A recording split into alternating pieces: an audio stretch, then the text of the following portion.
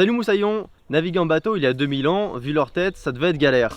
Les hommes ont fait de gros progrès niveau construction navale, ils ont réussi à passer de pirogues à des trimarans qui ne touchent même plus l'eau. Cette vidéo a donc pour objectif de retracer ces avancées technologiques au cours de l'histoire. Et si c'est un mystère pour toi, alors ensemble, levons le voile. Accroche-toi, les jeux de mots ça va aller très vite. Allez, hisse les voiles Marcel, on est parti!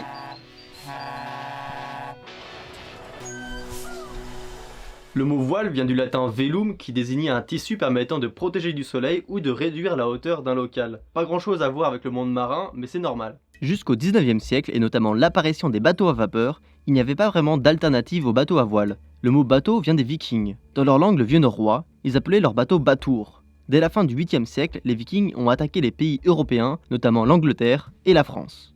La langue anglo-normande s'est alors inspirée de ce mot pour donner batte. Le terme est ensuite attesté pour la première fois en vieux français en 1138 sous la forme battel, qui deviendra bateau par la suite. On retrouve encore cette racine dans certains mots d'aujourd'hui comme batelier ou batellerie. D'autres mots seront utilisés au cours de l'histoire pour désigner différents types de bateaux, mais deux termes généraux ressortent, bateau et navire. Navire vient de l'indo-européen naus, qui donna navis en latin. Aujourd'hui, d'un point de vue juridique, un bateau est un bâtiment destiné à la navigation fluviale et un navire est un bâtiment destiné à la navigation maritime. Mais par définition, un navire c'est un bateau en mer. Difficile de donner une date précise des premiers bateaux car les premiers spécimens ne se conservaient pas très bien. Cependant, des outils fabriqués par l'homme datant d'il y a plus de 130 000 ans ont été retrouvés en Crète. Et à ce moment-là, la Crète était bien une île. Il a bien dû falloir à ces hommes quelque chose qui flotte pour arriver jusqu'à bon port. Des théories avancent que le peuplement d'une partie de l'Océanie s'est fait par voie maritime il y a des dizaines de milliers d'années. Mais là encore, difficile de savoir à quoi pouvaient ressembler ces navires.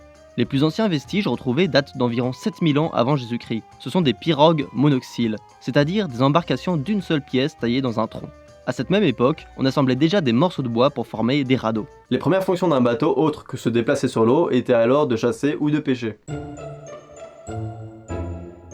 Quand les populations se sont sédentarisées, les bateaux se sont développés pour être utilisés de façon plus pérenne et pour répondre à un besoin croissant d'échanges commerciaux. Ces échanges maritimes ont débuté dès 7000 ans avant Jésus-Christ, notamment autour de la mer Égée. On transportait alors principalement des obsidiennes, puis peu à peu les marchandises se sont diversifiées. Ça pouvait être des outils, du cuivre, de l'or ou de l'argent. Et pour améliorer la résistance et la capacité de charge des bateaux, chacun avait ses techniques. Dans le golfe Persique, on utilise des plaques de fibres végétales, du bitume et un peu de calfeutrage pour imperméabiliser les embarcations. Vers 5000 ans avant Jésus-Christ, au Danemark et en Égypte, on invente le bordage cousu.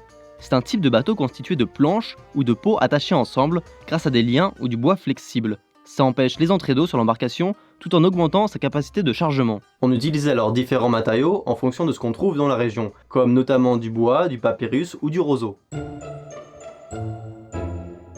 On ne sait pas précisément quand la voile a été utilisée pour la première fois. Avant, pour se déplacer avec leur bateau, les navigateurs pouvaient utiliser des pagaies, des longs bâtons avec lesquels ils prenaient appui sur le fond, ou encore en faisant du halage. À cette époque, on préfère ne pas trop s'éloigner des côtes. Puis, l'homme va trouver un nouveau moyen de propulser leurs embarcations. Il constate qu'en utilisant une toile ou une peau de bête, ils peuvent exploiter le vent. C'est ainsi que la voile est née. La première représentation d'un bateau à voile est retrouvée dans la région de l'actuel Koweït, datée à la fin du 5e millénaire avant notre ère. À cette époque, des routes commerciales sur des grands fleuves comme le Tigre et l'Euphrate apparaissent. Les historiens pensent que les échanges commerciaux se seraient étendus jusqu'à Oman, voire jusqu'à l'Inde. Avant le 5e millénaire, l'histoire de la voile reste un mystère. Pourtant, ça leur aurait pris 2 minutes de mettre une photo sur Instagram, mais évidemment, personne ne pense aux historiens. Égoïste va. Pour la petite anecdote, la première personne considérée comme historien s'appelle Hérodote. C'est un grec ayant vécu au 5e siècle avant notre ère, et ses écrits servent encore aujourd'hui. Les archéologues ont récemment pu vérifier grâce à un navire échoué que les bateaux égyptiens possédaient il y a plus de 3000 ans un gouvernail traversant la poupe, comme le disait Hérodote. On peut dire que ce grec est un héros d'autrefois. Sans mauvais jeu de mots bien sûr. Dès 3000 ans avant Jésus-Christ, l'utilisation de la voile est assez répandue dans le monde. En Océanie, les Austronésiens lancent le peuplement de ces îles depuis Taïwan, parcourant jusqu'à parfois plusieurs milliers de kilomètres en plein océan grâce à des pirogues à bordage cousu et en transportant jusqu'à 50 passagers. Il n'y a pas de traces précises des bateaux qui ont permis de telles traversées. C'était vraisemblablement de grands catamarans formés de 2 grandes pirogues solidaires qui permettent d'avoir plus de stabilité au large. Au début, l'utilisation de la voile est assez rudimentaire, et dès qu'il faut remonter le vent, il faut sortir les rames. Les voiliers apparaissent de plus en plus sur les cours d'eau et les mers. Les Égyptiens utilisent leurs voiliers en papyrus pour se déplacer notamment le long du Nil. Celui-ci coule du sud au nord, idéal pour descendre le fleuve, et les vents soufflent la majeure partie de l'année du nord au sud, idéal pour remonter le fleuve à la voile. Mais notre pote Hérodote raconte que souvent le vent n'était pas suffisant et qu'il fallait haler les bateaux pour réussir à remonter contre le courant. Sur le couteau de Jebel el-Harak, datant de 4000 avant Jésus-Christ, on peut voir la représentation d'une bataille navale, mais aucune voile n'y est représentée. Au début, la construction des barques et l'utilisation de la voile sont faites pour les travaux des champs. Pour les transports plus lourds, comme les pierres des pyramides, ils préféraient exploiter le courant. Vers 1900 avant Jésus-Christ, les échanges maritimes deviennent si importants en Égypte qu'ils construisent un canal reliant le Nil et la mer Rouge. Cet ancêtre du canal de Suez est appelé aujourd'hui le canal des pharaons. Les Égyptiens ont vite compris le potentiel de la voile. Le commerce les amenant à affronter la mer, ils vont devoir consolider leurs bateaux pour faire face aux vagues et aux vents forts. Cela va se faire en remplaçant le papyrus par des planches de bois et en ajoutant des haubans qui retiennent le mât vers l'arrière. Les voiliers serviront aussi à l'exploration. Les Égyptiens auraient même bouclé le premier tour de l'Afrique vers 600 avant Jésus-Christ. Bien qu'ils soient de grands navigateurs, à cause de différents facteurs comme les attaques des peuples de la mer, la puissance des Égyptiens va s'affaiblir. D'autres peuples, comme les Phéniciens ou les Grecs, vont tout de même s'inspirer d'eux pour renforcer leur maîtrise maritime, puis vont les surpasser. Pendant un long moment, l'idée de pouvoir avancer contre le vent avec les voiles paraît incongrue, et pendant des dizaines de siècles, les navires auront des voiles carrées. Les bateaux à voiles carrées égyptiens ne pouvaient se rapprocher qu'à environ 150 degrés du lit du vent, soit un angle de 60 degrés dans lequel la voile était utilisable. Autant vous dire qu'il fallait avoir les vents favorables pour l'utiliser. Cependant, cette voile associée aux rames permet tout de même de commercer avec des pays lointains tels que l'Inde ou la Chine. Les navires phéniciens et romains ajouteront un petit mât doté d'une voile à la proue de leur bateau, leur permettant de se rapprocher du vent de travers. La coque va profiter de nouvelles améliorations, notamment par les Phéniciens.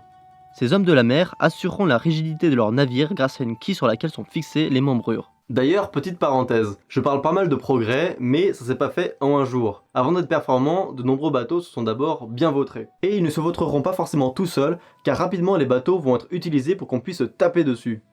J'aime me battre. Et pendant les combats, on n'utilise pas les voiles, mais bien les rames.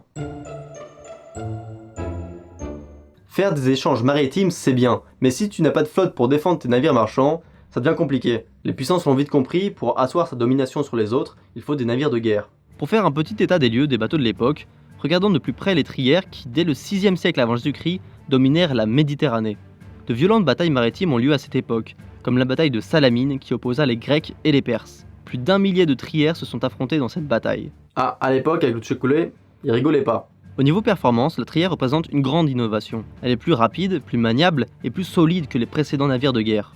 Longue d'environ 36 mètres, elle a un mètre-bau d'environ 6 mètres. Le mètre-bau désigne la plus grande largeur d'un bateau. Même en plein cours d'histoire, on peut réviser le vocabulaire marin. Au niveau performance, le bateau pouvait atteindre une vitesse de croisière de 5 à 7 nœuds et pouvait même atteindre 10 nœuds quand les hommes ramaient pendant les batailles. Mais sa structure était encore assez faible, les matériaux étaient parfois mal choisis et le bois pouvait bouger et pourrir, ce qui avait pour conséquence une perte d'étanchéité. De plus, la forme de sa coque était plate et s'enfonçait peu profondément dans l'eau. La trière était donc idéale par temps calme, mais très peu stable dans les tempêtes. Ainsi, avant la bataille de Salamine, les Perses auraient perdu un tiers de leur flotte dans une tempête, soit 400 trières. Ça fait mal. Les historiens estiment que ce bateau ne pouvait pas louvoyer, c'est-à-dire remonter au vent à la voile. Et même si la trière possède un gouvernail, les marins utilisent encore beaucoup les rames pour se diriger. Le gouvernail d'Étambeau, un gouvernail beaucoup plus proche de ceux qu'on a aujourd'hui, n'est développé qu'au XIe siècle en Baltique et en Perse. Il arrive en Occident qu'à partir du XIIIe siècle.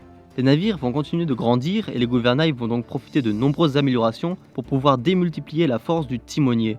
C'est pourquoi les grands navires passeront d'une barre franche à une barre à roues. S'il faut mettre 5 bœufs pour bouger la barre, c'est tout de suite moins pratique. Les améliorations apportées au gouvernail auront une grande importance sur la maniabilité des bateaux et sur leur capacité à remonter au vent. Ah, même aujourd'hui, si vous avez un bon bateau avec des voiles réglées au poil mais que vous avez un barreur un peu bourré, tout de suite la remontée au vent va paraître très longue. Évidemment, ce qui va rajouter un petit peu de piment dans la construction des nouveaux navires, c'est la découverte par les Occidentaux de l'Amérique. Traverser un océan vers des terres peu connues et pouvoir en revenir, c'est tout de suite une autre histoire. Voilà, c'est tout pour ce premier épisode sur l'histoire de la voile, j'espère que ça vous a plu. Il va très bientôt y avoir un deuxième épisode, alors si tu veux pas le louper, n'oublie pas de t'abonner. Si ça t'a plu, je te propose de mettre un pouce bleu, et je te dis à très bientôt pour voir le deuxième épisode, et bon vent!